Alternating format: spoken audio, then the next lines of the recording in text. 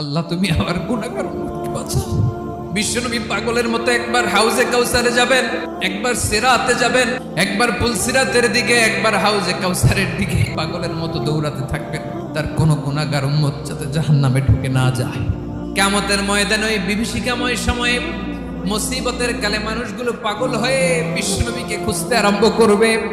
সবাই মিলে বিশ্বনবীর কাছে যেয়ে বলবে, ইয়া রাহমাতাল লিল আলামিন, দেখেন আমাদের কি অবস্থা, সূর্যের আলোতে ঘেমে হয়রান, আজকে কেউ সুপারিশ করতে পারবে না।